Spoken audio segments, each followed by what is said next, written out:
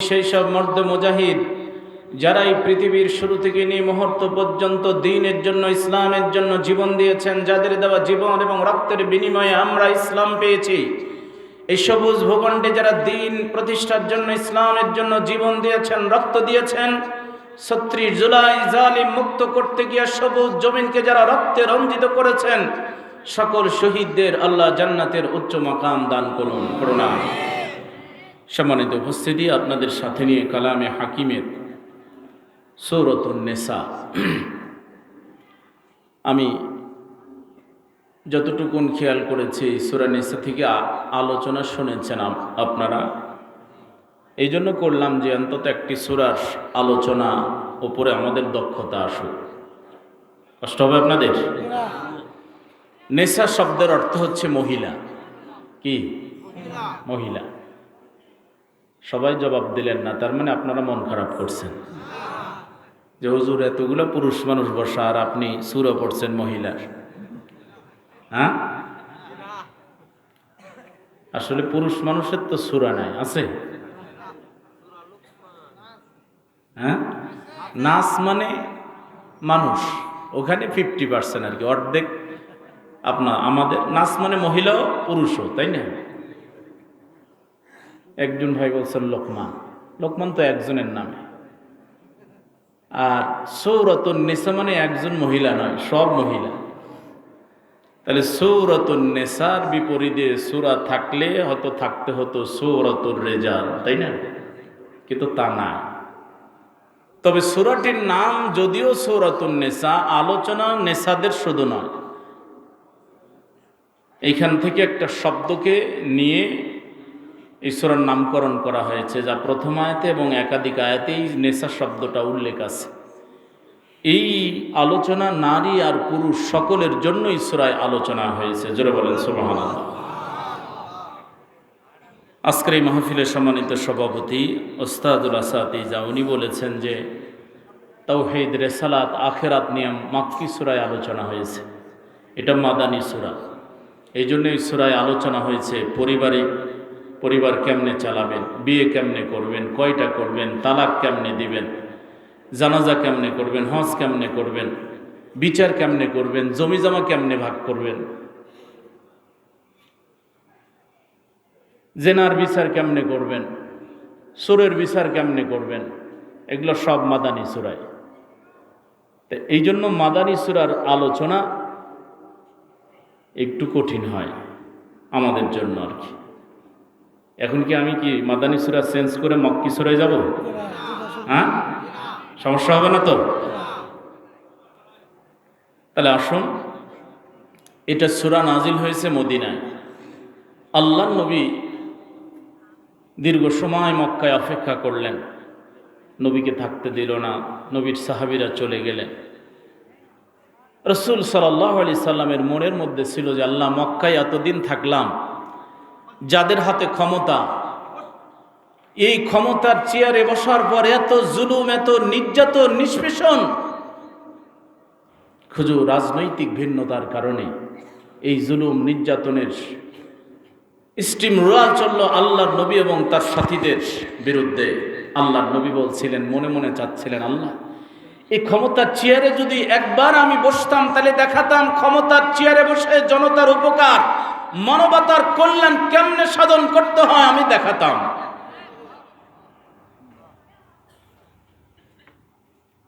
আল্লাহ রাব্বুল আলামিন তখন নবীকে বললেন, অকুর রব্বি আদখিলনি মুদখালা সিদকিন ওয়া আখরিজনি মুখরাজা সিদকিন ওয়াজআল লি মিন লাদুনকা সুলতানান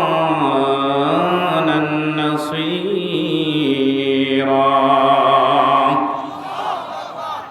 আপনি আমার কাছে চান, আমি আপনাকে রাষ্ট্রশক্তি দিব।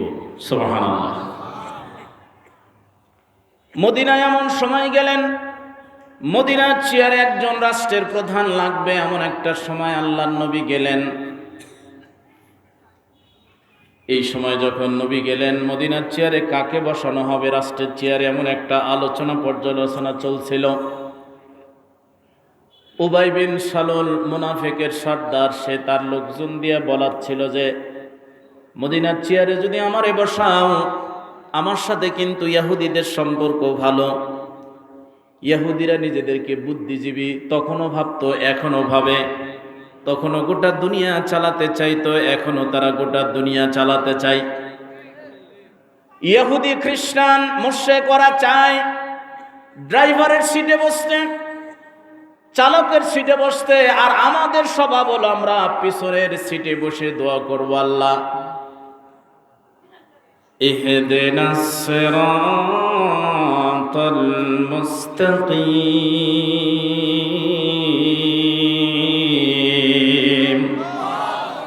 আল্লাহ গাড়িটা সোজা দিকে চালাও, সোজা রাস্তায় যেতে চাই। আল্লাহ বলছেন, গোলাম ড্রাইভারের সিটে কারে বসাইছিস? কি আমাদেরকে ইমাম নিযুক্ত করতে গেলে বলে যে হুজুর রাজনীতি করেন নাকি? কয় না, আমি সব দলের লোক যেহেতু নামাজ পড়ে এই জন্য আমি এক তেলে হুজুর, তাই না, যাতে করে চাকরিটা হয়। তাহলে যারা বলে রাজনীতি করি না তারা হলো ওরা আরেকটা দল। আল্লাহর নবী বললেন আমার উম্মতের 73 দলে বিভক্ত হবে, একটা দল ছাড়া 72 দল জাহান্নামে যাবে। তাহলে যারা বলে না বলে যে আমরা দল করি না, ওইটা একটা দল।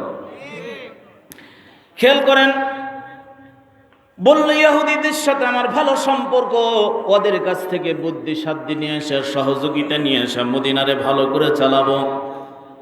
অনেক লোকও চিন্তা করলো যে না, যেহেতু তেলতেলা লোক তারে দেওয়া হোক। এরকম কথাবার্তা বলতে কল্পনা জল্পনা করতে করতে আল্লাহর নবী হিজরত করে চলে আসলেন। মদিনার প্রধানদের মধ্যে অনেক লোক বলল, রাষ্ট্রের চেয়ারে আমরা লোক চাচ্ছিলাম, আল্লাহ আমাদের জন্য রাষ্ট্রের লোক পাঠায় দিলেন। বলুন সুবহানাল্লাহ। এটা কথা বলা বলি হতে হতে উবাই বিন সালুলের কানে গেল যে আমার পাওয়া চেয়ারটা চলে যাচ্ছে। মুহাম্মদ সাল্লাল্লাহু আলাইহি ওয়াসাল্লাম যদি না আসতেন তাহলে চেয়ারে আমি বসতাম, মোটামুটি সাইজ করে ফেলেছিলাম। ইহুদিদের কাছে গেল, কয় ভাই তোমাদের পরামর্শ শুনে আমি চেয়ারটা লুফে নিয়েছিলাম, বসেই যেতাম, কিন্তু হঠাৎ করে মুহাম্মদ সাল্লাল্লাহু আলাইহি ওয়াসাল্লাম হিজরত করে আসলো আর আমার চেয়ারটা চলে গেল। তাহলে উবাই বিন সালুলের মতো লোকেরা মনে করে যে ক্ষমতা মানুষের জন্য পাওয়া যায়, আবার মানুষের জন্য চলেও যায়। কিন্তু ইমানদার যারা, তারা মনে করে ক্ষমতা আল্লাহ দেয়, আবার আল্লাহ। কুলিল্লাহুম্মা মালিকাল মুলকি তুতিল মুলকা মান তাশাউ ওয়া তানজিউল মুলকা মিম্মান তাশাউ وتعز من تشاء وتذل من تشاء بيدك الخير।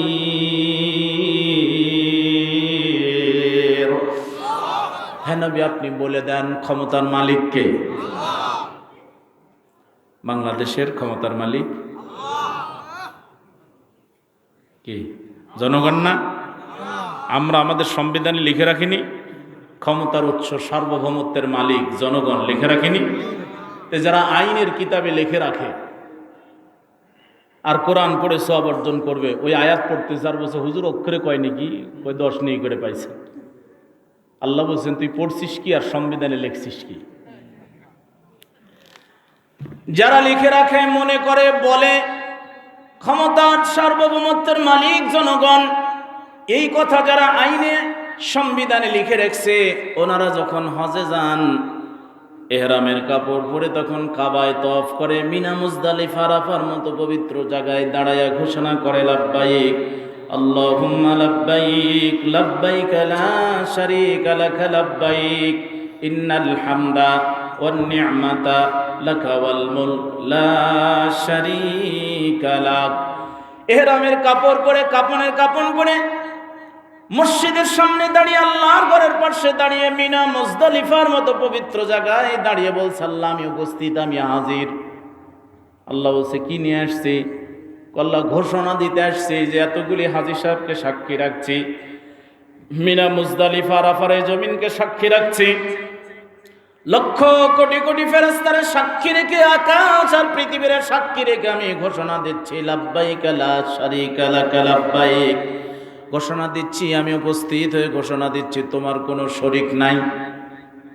অথচ জীবনের প্রতিটা ক্ষেত্রে শিরকি জীবন যাপন করে। আল্লাহ বললেন, আর কি বলবি বল? আল্লাহ আরো আছে, ইন্নাল হামদা, সকল প্রশংসা তোমার, প্রশংসার মালিক তুমি, খালি তোমারই প্রশংসা করি। আল্লাহ বলছে, গোলাম তুমি তো মিথ্যে বলো, কারণ নামাজে যখন দাঁড়াও তখন তুমি বলো ইয়াকা না'বুদু ওয়া ইয়াকা নাস্তাঈন।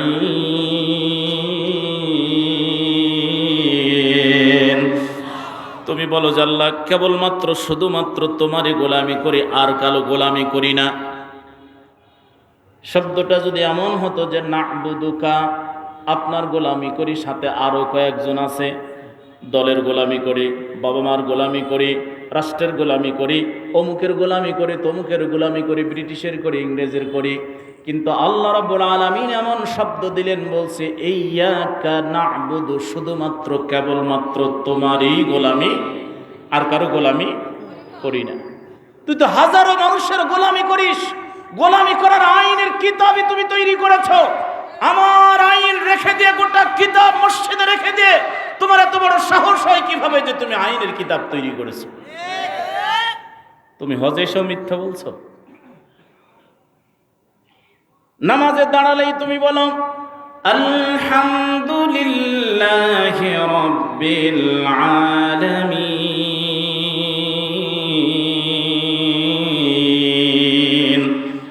নামাজে দাঁড়ালে তুমি বলো যে সমস্ত প্রশংসা সে আল্লাহর, যিনি গোটা জগতের রব। কিন্তু তুমি তো প্রশংসা করো না। তোমার প্রশংসা তোমার বাবা মা, তোমার আত্মীয় স্বজন, তোমার দলের নেতা নেত্রীর প্রশংসা করতে করতে তোমার বক্তৃতার সময় শেষ। তোমার 10 মিনিট সময়, তুমি 15 মিনিট ধরে নেতা নেত্রীর খালি প্রশংসার মানে ভাষায় উপরে ওঠাও। আল্লাহর প্রশংসা তো তোমার মনে থাকে না। নামাজে দাঁড়ালেই তুমি কথা বলো, আর হজে এসে তুমি মিথ্যে কথা বলতেছো যে সকল প্রশংসার মালিক তুমি। বল গোলাম, আর কি বলবি? কওয়ান নি'মাতা, সকল নিয়ামতের মালিক তুমি। এরপর আল্লাহ বলছেন, গোলাম বলতো দেখি আর কি বলতে চাও।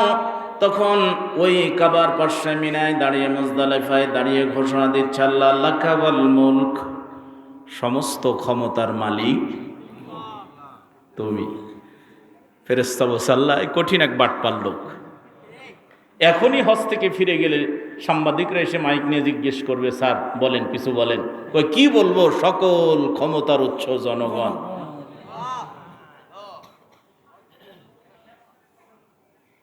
হজ আছে না গেছে? কথা বলেন, হজ আছে না গেছে?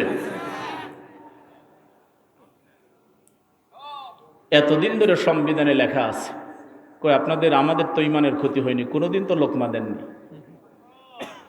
কোনোদিন তো লোকমা দেননি, বলেননি যে না এটা শিরিক, আল্লাহর সাথে শিরিকে, শিরিকের আইন আমরা সংবিধানে লিখতে দিব না। জামাত ইসলাম লেখছে ওদের তন্ত্রমন্ত্র বাতিল, তোমাদের হবে না, তোমাদের লাইসেন্স নাই। কে জামাতের একাই ক্ষমতার মালিক আল্লাহ, আর বাকিগুলার কি ক্ষমতার মালিক জনগণ? কথা বলেন। তাহলে জামাত ইসলামীর লোকেরা হজ করতে গেলে বলবে লাকাওয়াল মুলক, ক্ষমতার মালিক তুমি, আর বাকিরা হজ করতে গিয়ে বলবেন যে ক্ষমতার মালিক জনগণ। কি না আমি অবাস্তব কথা বললাম? তাই যদি না হতো, শতকরা 90-এরও বেশি মুসলমান, এদেশে এত বড় একটা শিরকের আইন সংবিধানে লেখা থাকলো আজও কোনো প্রতিক্রিয়া নাই। আমার প্রিয় উপস্থিতি, আসুন আমি আপনাদের সাথে নিয়ে সূরাতুন নিসা, খুব গুরুত্বপূর্ণ, তাৎপর্যপূর্ণ, কোরআনের সবই গুরুত্বপূর্ণ। তার মধ্য থেকে বর্তমান সময়ের আলোকে এই সূরাটি দীর্ঘ সূরা, আমি পুরা সূরার সারসংক্ষেপ বলতে পারবো না, এর ভিতর থেকে মাঝে মাঝে দু একটা কথা বলবো। আল্লাহর নবী যখন মদিনায় গেলেন, ইহুদিদের কাছে গিয়া অভিযোগ করলো যে ভাই আমার পাওনা চেয়ারটা আমি হারায় ফেললাম।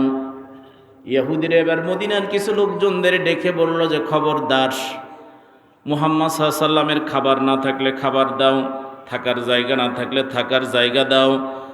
এরপরে ধর্মীয় নেতার চেয়ার, মসজিদ এগুলো তোমরা দিয়ে দাও, কিন্তু খবরদার রাষ্ট্রের চেয়ারে নবীরে বসায় না। এর আগে আমাদের মধ্যে অনেক নবী আসছে, আমরা নবীদেরকে যখনই রাষ্ট্রের চেয়ার দিছি, রাষ্ট্র আর ধর্ম আগে একই সাথে ছিল, ইহুদিরা আলাদা করছে। ওই ইহুদিরা আমাদেরকে কানমন্ত্র দিয়ে বলছে তোমরাও আলাদা করো, গম চুরি করতে পারবা। হ্যাঁ, ধর্ম আর রাষ্ট্র আলাদা থাকলে গম চুরি করতে পারবা। সাইদি সাহেব বলতেন বড় বড় বোয়াল মাছ পাওয়া যাবে, খাওয়া যাবে, এই জন্য ওরা আলাদা করে ফেলেছিল। বলল খবরদার রাষ্ট্রের চেয়ারে নবীরে দিও না। এরপর তাদের কথা শুনলো, শোনার পর মুসলিমরা, মদিনাবাসীর লোকেরা বলল যে না, অর্থনৈতিক অভাব আসবে, বিদেশিরা তোমাদের সহযোগিতা করবে না, আর আমরাও তোমাদের সাথে নাই। মদিনার লোকেরা বলল আল্লাহ যারে নবুয়তের চেয়ার সবচেয়ে দামি চেয়ারে আল্লাহ যারে দিয়েছেন, নবুয়তের চেয়ার আল্লাহ যারে দিয়েছেন, রাষ্ট্রের চেয়ারে বাইরে বসায়া, প্রজার চেয়ারে বসে রাষ্ট্রের রাজার চেয়ারে উবাই বিন খালফের, উবাই বিন সালুলের মতো কোন মুনাফিককে আমরা বসাবো, এই লোভী ব্যক্তিকে আমরা বসাবো না। এতে করে যদি না খেয়ে থাকা লাগে, ভিক্ষা করা লাগে, যা করা লাগে করবো। জোরে বলেন মারহাবা। আল্লাহর নবী চেয়ারে বসলেন। ইহুদিরা বলল যে চ্যালেঞ্জ থাকলো, চালাতে পারবে না, তোমাদের দেশ চলবে না, বাংলাদেশ থাকবে না। এখনই চুলকাচ্ছে, হুজুরদের হাতে না যাইতে বলতেছে বাংলাদেশ থাকবে না। ইহুদিরা বলতেছে মদিনার থাকবে না, ইয়াসরিব আর থাকবে না, তোমরা বড় একটা বিপদ ডেকে নিয়ে আসলে। বলল যা করা লাগে করব, কিন্তু নবীকে সাধারণ চেয়ার দিয়ে রাষ্ট্রের চেয়ারে আর কারো বসাতে পারবো না। আল্লাহ নবী চেয়ারে বসলেন। ইহুদিরা বললে দেখো আমাদের কথা কেমন ফলে। আল্লাহ রাব্বুল আলামিন বললেন নবী গো, ইহুদিদের চ্যালেঞ্জ গ্রহণ করলাম। মুশরিকদের আল্লাহর আয়াতের সাথে, আইনের সাথে যারা শিরিক করে, যারা মনে করে ধর্ম আর রাজনীতি আলাদা, কোরআন ইসলামের রাজনীতি নয়, তাদের চ্যালেঞ্জ গ্রহণ করলাম। এ কোরআনের রাজনীতি, ইসলামের রাজনীতি দিয়ে গোটা মানবতার, গোটা পৃথিবীবাসীর কল্যাণ বয়ে নিয়ে আসবে। জোরে বলেন সুবহানাল্লাহ। আল্লাহ রাব্বুল আলামিন তখন বলছেন, হে নবী, এতদিন আপনি রাষ্ট্র চালাননি, এতদিন তাওহীদ, রিসালাত, আখিরাত, দাওয়াত কেমনে দিবেন, কোথায় দিবেন ওগুলা বলছি। এখন আপনারে রাষ্ট্রের ওয়াজ করতেছি। প্রথমে যখন বসলেন, এই সূরাটার পুরাটাই রাষ্ট্রীয় আলোচনা। এটা হচ্ছে, আমি আমার ভাষায় বলি, কোনো রাষ্ট্রপ্রধান, তারপর প্রধান উপদেষ্টা, প্রধানমন্ত্রী, রাষ্ট্রপতি যখন ভাষণ দেয় তখন লেখে যে জাতির উদ্দেশ্যে ভাষণ দিবে। কার উদ্দেশ্যে? জাতির উদ্দেশ্যে। এই সূরা হচ্ছে মানব জাতির উদ্দেশ্যে ভাষণ। এই ভাষণ কে দিছেন? কোন রাজনৈতিক দল সরকার গঠন করার আগে এই সূরা থেকে বাছাই করা কিছু রাষ্ট্রের আয়াত যদি বলে দিতেন, তাহলে দেখতেন ওই রাষ্ট্র সোনার রাষ্ট্রে পরিণত হতো। জোরে বলেন সুবহানাল্লাহ।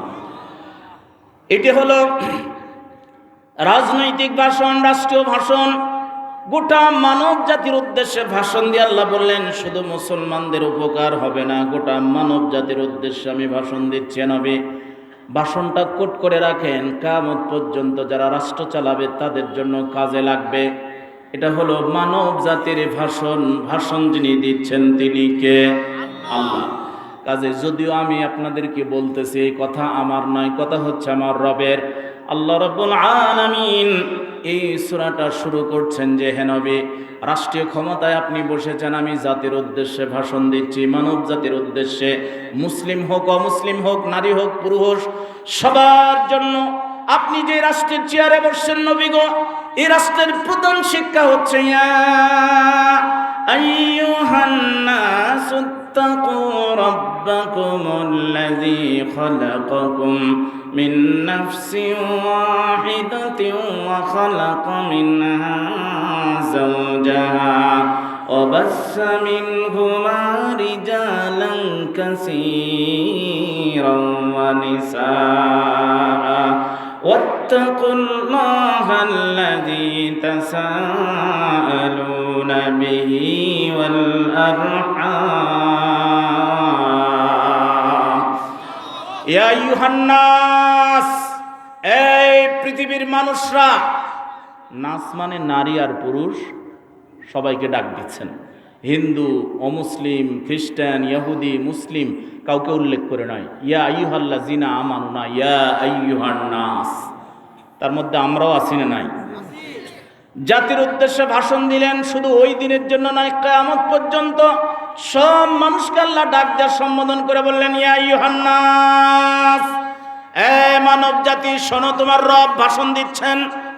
তোমরা সেই রবকে ভয় করো, আল্লাযী খালাকাকুম মিন নাফসিন ওয়াহিদাতিন, যিনি তোমাদেরকে সৃষ্টি করেছেন একজন নফস, একজন ব্যক্তি থেকে। তিনি হলেন আদম আলাইহিস সালাম। ওয়া খালাকা মিনহা যাওজাহা, তার থেকে তার স্ত্রী হাওয়া আলাইহিস সালাম। কয়জন হলো? ওয়া বাসসা মিনহুমা রিজালান কাসীরান ওয়া নিসা। এই দুইজন স্বামী স্ত্রী, এই দুইজন নারী আর পুরুষ থেকে এ গোটা দুনিয়ার সব নারী পুরুষকে আমি সৃষ্টি করেছি, পাঠিয়েছি। জোরে বলেন সুবহানাল্লাহ। তোমরা একই মা বাবার সন্তান। আদম আলাইহিস সালাম তোমাদের পিতা, হাওয়া আলাইহাস সালাম তোমাদের মা। গুতাগুতি করো কেন? মিথ্যা মামলা দাও কেন? বাড়ি ছাড়া করো, জয়ীব জমি, ঘর, ব্যবসা প্রতিষ্ঠান দখল করো কেন? দখল বাজরা, যারে তুমি বাড়ি ঘর ছাড়া করতেছো, ও আদমের সন্তান, তুমিও আদমের সন্তান। কেন গুতাগুতি করো? কেন তার নামে মিথ্যা মামলা দাও? কেন তার জায়গা তুমি দখল করেছো? কেন তার জমি তুমি জাল দলিল করে নিয়েছো? এই অধিকার, এই সাহস তোমারে কে দিল? ওয়ালাকাদ কাররামনা বানি আদম, আমি আদম সন্তানের সবগুলাকে আমি আল্লাহ সম্মান দিয়েছি। জোরে বলেন সুবহানাল্লাহ। আমি যারা সম্মান দিলাম, ইজ্জত দিলাম, তুই দিনের পর দিন, মাসের পর মাস মিথ্যা মামলা দিয়ে আদালতের চত্বরে ঘোরাবার অধিকার তোরে কে দিয়েছে? সাহস তোরে কে দিয়েছে? এই ভ্রাতৃত্ব ভালোবাসা, এই সূরার শুরুতে আল্লাহ রাব্বুল আলামিন বললেন, মুসলিম অমুসলিম সবগুলি মানুষ আদম এবং মা হাওয়া থেকে এই পৃথিবীর সব নারী আর পুরুষ আছে। আল্লাহ বললেন, ভ্রাতৃত্ব ভালোবাসা, প্রেম প্রীতি নিয়ে থাকো। কেউ গুতাগুতি করো না, কেউ কারো হক নষ্ট করো না, কেউ কারে আঘাত করো না, অন্যায়ভাবে জুলুম করো না, নির্যাতন করো না। নবী, আপনার এই মদিনার চেয়ারে আগে যারা বসে, শাসকের চেয়ারে বসে, আপনি তো মদিনায় দেখছেন, যারা শাসকের চেয়ারে বসে তারা বেশিরভাগ জুলুম করে। যত রকমের চেয়ার আছে, চেয়ারে বসলেই জুলুম করে। আর পৃথিবীতে যত চেয়ার আছে, আল্লাহ বললেন, লিনানজুরাকুম কাইফা তা'মালুন, চেয়ারে বসায় দিই আর দেখি তোমার আমল কি করো। ও বক্তা, আল্লাহ বলেন, এই চেয়ারে দিয়েছি, ভাব নিও না যে আমি প্রধান বক্তা ছিলাম, ভাব নিস না, এই চেয়ারে বসায় দিয়েছি লিনানজুরাকুম কাইফা তা'মালুন, আমি দেখার জন্য দিয়েছি কেমনে বক্তব্য দাও। সভাপতির দিকে তাকায় দাও নাকি কোরআনের দিকে তাকায় দাও? পুলিশ আসছে, পুলিশের দিকে তাকায় দাও নাকি কোরআনের দিকে, আল্লাহ আল্লাহর রাসূলের বিধিবিধানের দিকে তাকায় দাও? ওই ইমাম সাহেব, খতিব সাহেব 8 দিন পর জুমায় বক্তব্য দিচ্ছ, চিন্তা করতেছে সভাপতি এখানে বসা। সভাপতি এমন চাকরি করে যার বেতন 30,000, কিন্তু মাসে কামাই হয় 3 লাখ টাকা। এরকম বরকতের চাকরি আছে না? না, শয়তানও হিসাব মিলাতে পারে না যে এত টাকা পাই কই, তার বেতন তো 30,000। এই জন্য চিন্তা করলে আজকে ঘুষের ওয়াজ করা যাবে না। এইদিকে দেখতেছে আজকে সেক্রেটারিও বসা, সেক্রেটারি আবার মসজিদের পাশে বাজারে অফিস আছে, সমিতি। কিসের সমিতি আছে আপনাদের এলাকায়? ও সুদের সমিতি উনি করে। বড় এক তসবি আছে, ও বাজারে যায়, সমিতির খাতা দেখে আর আসে নামাজের আগে 15 মিনিট, নামাজের পরে 15 মিনিট। ওরে বাবা, শয়তান চিন্তা করছে যে সোসো মারতেছে, আমি নিষেধ করতেছি না, কিন্তু তুমি যে এই নামাজ পড়ে গিয়া খাতা নিয়ে বসে বলতেছে যে ব্যাপার কি গো, ম্যানেজারকে বলতেছে যে 4 মাস কিস্তি দেয়নি, তোর তো বেতন বাকি নাই, 4 মাস কিস্তি দেয়নি, কি করছে? কয় স্যার বাড়িতে গিয়েছি, প্রতি মাসে যাই, সপ্তাহে যাই, কিন্তু বাড়ি নাই, চলে গেছে। কোজার বউ তুলে নিয়ে, ওর গরু নিয়ে, ওর বাড়ির টিন নিয়ে না পাঠায় দিয়ে বসে। আছে না নাই? তো এখন চিন্তা করতেছে যে সুমতির ওয়াজ, সুদের ওয়াজ করলে তো সেক্রেটারি বেজার। এরপরে আবার মাঝখানে দেখতেছে ক্যাশিয়ারও আজকে আগে চলে আসছে, মহা বিপদ। ক্যাশিয়ারের আবার 4টা মেয়ে, একটাও পর্দা করে না, কে কখন যে কার সাথে চলে যায়, আবার কিছুদিন পর আসে। হ্যাঁ, কিশোরগঞ্জ এরকম নাই? আমার নওগাঁতে তো কদিন আগে গেছে, বরিশালের 11 বছর বলে বয়স, বরিশাল থেকে চলে গেছে আমার নওগাঁ। এই বোন, তোমাদের আলোচনা আছে, তোমাদের নামে সূরা। খেয়াল করেন, পর্দার ওয়াজ বাদ, ওয়াজ শুরু করবে, চিন্তা করলো যে মদিনার আলোচনা হবে আজকে। কিন্তু ইতিমধ্যেই আর একজন নেতাজি আবার সামনে চাদর দুই পাশে ফালাইয়া দিয়া আসসালামু আলাইকুম, সালামদার সাইজি তো বোঝে, আইসা নেতাজি বসলো, এবার নির্বাচন করবে। চিন্তা করতেছেন আর আল্লাহ, রাজনৈতিক আলোচনাও তো করা যাবে না, ডানে বামে সামনে এদিক ওদিক তাকায়, আজকে অবস্থা খারাপ, আজকে সবাই উপস্থিত। হুজুর এখন সাবজেক্ট বাছাই করে নিয়ে বলছে, ভাইরা আমার যাহা করেন করেন, ভাইজান নামাজ সাইডেন না, হায়া হায়া মাশাআল্লাহ মারহাবা। নামাজ শেষ করে এসে সভাপতি মুয়াজ্জিনকে ডেকে বলছে, হুজুরের বেতন এখন কত রে? স্যার ওই তো 7,000 ঠিক করে দিলেন। কত পাগলা, 7,000 কি এখন চলে? এখন জিনিসপত্রের দাম বেশি না? স্যার তাই তো। ঠিক আছে, 1,000 টাকা বাড়ায় দে। আমার তো আল্লাহ বরকত কম দেয়নি, 30,000 বেতন হলে হবে কি, মাসে 3 লাখ কামাই করি, 1,000 টাকা আমার নামে লেখ। সেক্রেটারি ওই এসে বলছে, ভাই কিছু বলতেছিলেন? কই যে না, বেতন বলে 7,000 দেওয়া হয়। 7,000ই তো দেওয়া হচ্ছে। তো বলছে যে এইটা চলে, আমি 1,000 টাকা বাড়াই দিলাম। তো বলছে, ভাই বাড়াই দিলেন তো আসলে আমিও 1,000 দিতে চাচ্ছি। হুজুর তার সুযোগ কম দেনি, যা করেন করেন, কি করেন, খালি নামাজটা পড়েন, তাহলে আমি দেখব। তো এখন উনি আবার 1,000 বাড়াই দিছে। ক্যাশিয়ার দাঁড়া বলছে, ভাই আপনারা কি পরামর্শ করছেন?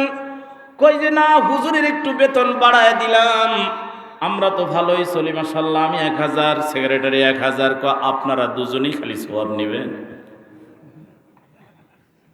তাই আমিও 1,000 দিব, আমার বেটি যে এত বাইরে ঘরে ঘোরাফেরা করে, হুজুর কোনো কথা বলে না, অতএব এই 7,000-এর বেতন এখন 10,000 হয়ে গেছে।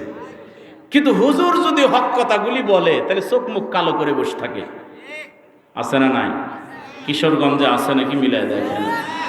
আল্লাহ রাব্বুল আলামিন বলেন, ওয়া ইযা তুতলা আলাইহিম আয়াতুনা বাইনাতিন তা'রিফু ফি বুজুহিল্লাযীনা কাফারুল মুনকার ইয়াকাদুনা ইয়াসতুনা বিল্লাযীনা ইয়াতলুনা আলাইহিম আয়াতিনা قل أفأنبئكم بشر من ذلكم النار।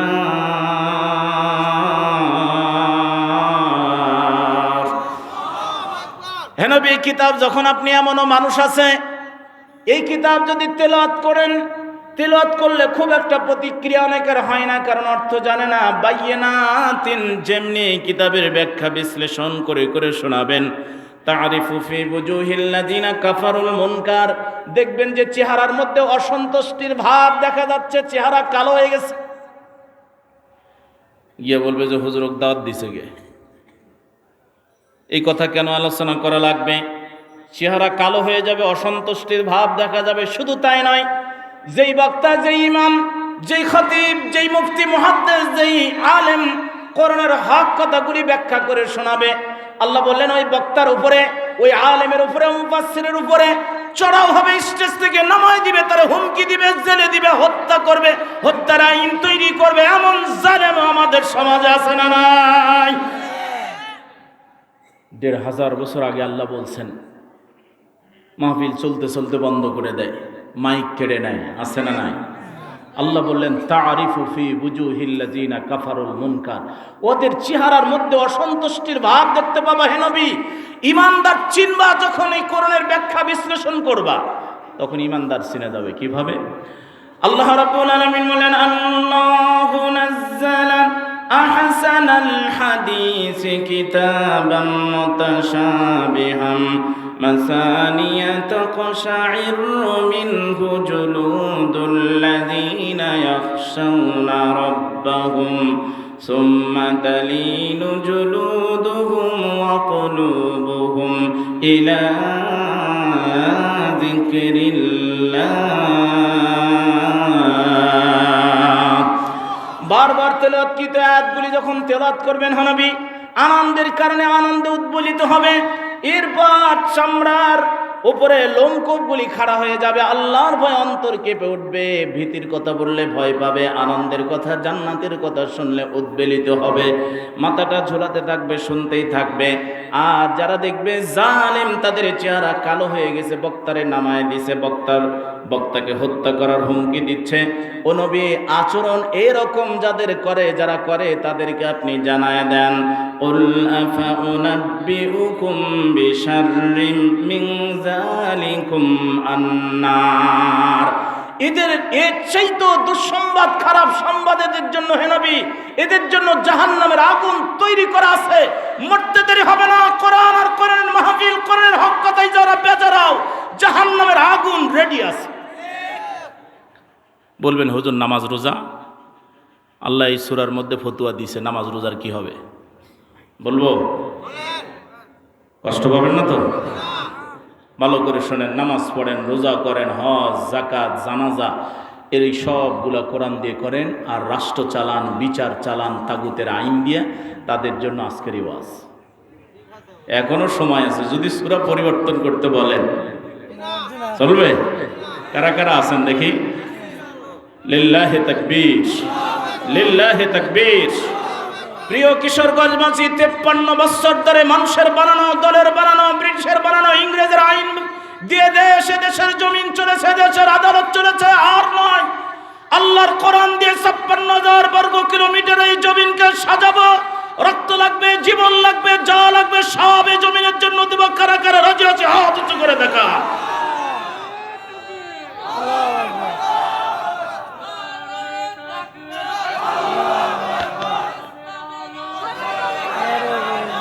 আল্লাহ কবুল করুন, পড়ুন আমি। আল্লাহ কবুল করুন, পড়ুন আমি। প্রিয় ভাইরা, আল্লাহ রাব্বুল আলামিন বলছে যে উলাইকাল্লাযীনা হাবিতাত আমালুহুম, উলাইকাল্লাযীনা হাবিতাত আমালুহুম ফিদ দুনিয়া ওয়াল আখিরা। যারা নামাজ পড়বে, রোজা করবে, হজ, যাকাত, এগুলো কিছু ভালো কাজ করবে, রাষ্ট্র চালাবে, বিচার চালাবে, মানুষের বানানো, তাগুতের বানানো, দলের বানানো আইন দিয়া, আল্লাহ বলেন এদের আমল সব বরবাদ। এদের নামাজ রোজা কি হবে? আল্লাহ অন্য আয়াতে বলছেন, ফেরেশতাদের বলবেন, এই ফেরেশতারা, ফালা নুকিমু লাহুম ইয়াউমাল কিয়ামাতি ওয়াজনা। এর আমল পাল্লায় উঠাস না, এর আমল ওজন হবে না। এ দান করেছে, পাগলা মসজিদে দিছে, এরপরে হুজুর মসজিদে দিছে, আবু হুরায়রার নামে মসজিদে দিয়েছে, হবে না, দান কবুল হবে না। হাবিতাত আমালুহুম ফিদ দুনিয়া ওয়াল আখিরা। এর দুনিয়া আখিরাতে আমলের দাম নাই, কোরআনের আইনে ওর বিশ্বাস নাই। কথা কার? আসুন, এই সূরার আলোচনা আমি যেখান থেকে তেলাওয়াত করেছি, আমি আয়াত নম্বর দিয়ে দিয়ে বলবো, আপনারা বাড়িতে গিয়ে আবারও পড়বেন। কারণ দোষ আপনাদের না, দোষ আমাদের, দোষ ইমামদের, দোষ আলেমদের। আজও পর্যন্ত আমার মসজিদের মুসল্লিরা, এদেশের সাধারণ মানুষরা আজও পর্যন্ত জানে না তাগুত কি। আজও পর্যন্ত মসজিদের মেম্বারে দাঁড়িয়ে আমি তাগুতের কথা বলি না, অথচ আমার রব বলছেন, ওয়ালাকাদ বাআসনা ফি কুল্লি উম্মাতির রাসূলান আন ইবুদুল্লাহ ওয়াজতানিবুত তাগুত। প্রত্যেক উম্মতের কাছে যখনই রসুল পাঠিয়েছে তখন দাওয়াত দিয়েছে দুইটা। আওয়াজ দেন তো, কয়টা? দুইটা। ভালো করে শুনে, জালিম কত বড়, জালিমদের সংখ্যা কত বেশি, অস্ত্র কত বেশি, ওইটা দেখার টাইম নাই। ও নবী, ইযহাব ইলা ফিরআউন ইন্নাহু তাগা। ও মুসা, যাও ফেরাউনের কাছে যাও, ওই তাগুতের কাছে যাও, সীমা লঙ্ঘন করেছে। ফেরাউন তার আইন দিয়ে মিশর চালাতে চায়, অনেক সুযোগ দিছি, আর না। জোরে বলেন সুবহানাল্লাহ। জালেমদেরকে সুযোগ দেন কে? আর জালেমদেরকে যেদিন ধরেন সেদিন গোটা দল ধরেন কে? কোরআনে কারীমে আল্লাহ বলছেন ১৫০০ বছর আগে বলছেন, আজকে মিলেন। আল্লাহ রাব্বুল আলামিন বলেন ফালাম্মা নাসু মা যুক্কিরু বিহি ফাতাহনা আলাইহিম আবু